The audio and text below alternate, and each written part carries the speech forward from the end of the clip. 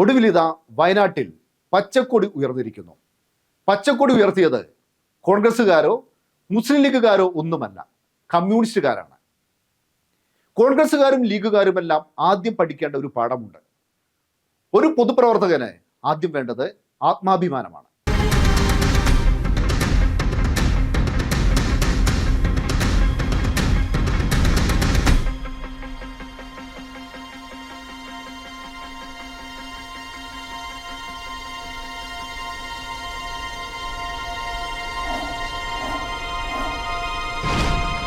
ഇത് വയനാട്ടിൽ നിന്നുള്ള ദൃശ്യമല്ല, പത്തനംതിട്ടയിലെ ഒരു കാഴ്ചയാണ്. രാഹുൽ ഗാന്ധിയാണ് കോൺഗ്രസിൻ്റെ ഏറ്റവും വലിയ താരപ്രചാരകൻ. രാഹുൽ ഗാന്ധി പത്തനംതിട്ടയിലെത്തിയാൽ ഈ കൊടികൾ എടുത്തുമാറ്റും. പോയ വാരത്തിൽ രാഹുൽ ഗാന്ധി വയനാട്ടിലും മലപ്പുറത്തും കോഴിക്കോടും കണ്ണൂരും കോട്ടയത്തുമെല്ലാം എത്തി. അവിടെയൊന്നും കോൺഗ്രസിൻ്റെയോ ലീഗിൻ്റെയോ കൊടികൾ കണ്ടില്ല.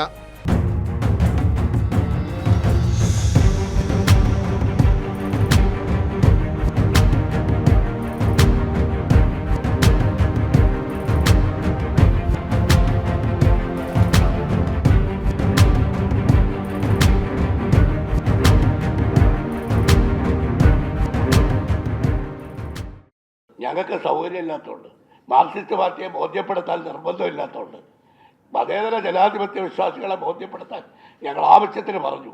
മുഖ്യമന്ത്രി പറഞ്ഞ് അതേ ചോദ്യം താങ്കൾ ചോദിച്ചതുകൊണ്ടാണ്. മാർക്സിസ്റ്റ് പാർട്ടി പറയുന്നതനുസരിച്ച് ഞങ്ങളുടെ പ്രകടന പത്രിക എഴുതാൻ ഞങ്ങൾക്ക് സാധിക്കില്ല. ഇപ്രാവശ്യത്തെ തെരഞ്ഞെടുപ്പ് വന്നപ്പോൾ കഴിഞ്ഞ അനുഭവം വെച്ച് ബി ജെ പി ഭയം, ബി ജെ പിയുടെ വിമർശന ഭയം കൊണ്ട് അവർ ആദ്യം തീരുമാനിച്ചു മുസ്ലിം ലീഗിൻ്റെ കൊടി വേണ്ട. മുസ്ലിം ലീഗിൻ്റെ കൊടി വേണ്ട എന്ന് പറഞ്ഞാൽ പിന്നെ കോൺഗ്രസിൻ്റെ കൊടി ഉയർത്തിക്കൊണ്ട് പോകാൻ സാധിക്കില്ല എന്ന് അവർക്കറിയാം. അതുകൊണ്ട് തീരുമാനിച്ചു രണ്ട് കൊടിയും വേണ്ട. ഇങ്ങനെ കൊടി ഉപേക്ഷിച്ച തെരഞ്ഞെടുപ്പ് നടത്താൻ കോൺഗ്രസിൻ്റെ ദേശീയ നേതൃത്വത്തിന് നിർബന്ധിതമായ ഒരവസ്ഥ ഉണ്ടായത് ബി ജെ പി ഭയം കൊണ്ടാണ്. എന്നാൽ പച്ചക്കൊടി പിടിക്കാൻ ധൈര്യമുള്ളവർ ഇന്ന് കേരളത്തിലുണ്ട്.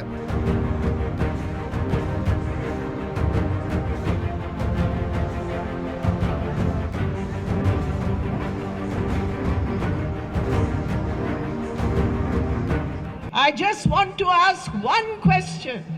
ഞാൻ ഒറ്റ ചോദ്യം മാത്രം ചോദിക്കാൻ ആഗ്രഹിക്കുകയാണ്. Why Congress leaders, in the nomination of your leader Rahul Gandhi, why did you hide the green flag of the UDF?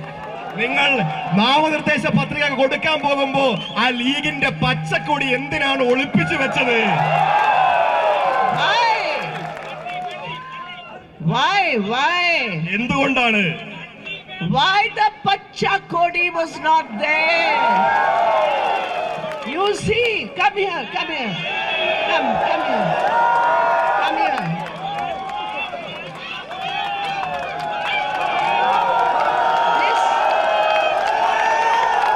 This, 1 minute.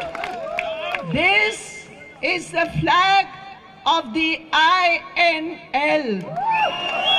The INL is a respected member of the LDF. Here we have the Pacha Kodi of the INL. There we have the Chekodi of the CPM and the CPI. We will fight on politics. We do not bow down before the BJP RSS threats. My dear friends, we have put the most important demands in our manifestos. The CPI, the CPM, the LDF. One example, this Citizenship Amendment Act. That act is an attack on the Constitution of India.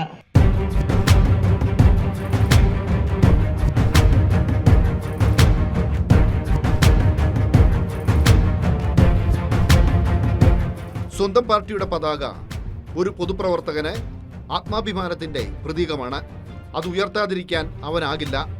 കണ്ണൂരിൽ രാഹുൽ ഗാന്ധി പങ്കെടുത്ത പരിപാടി വിലക്ക് ലംഘിച്ച് ഒരു മുസ്ലിം ലീഗുകാരൻ പതാക ഉയർത്തി. പിന്നീട് സംഭവിച്ചത് ഇങ്ങനെ. UDF and Congress workers, I'd like to welcome all of you here today.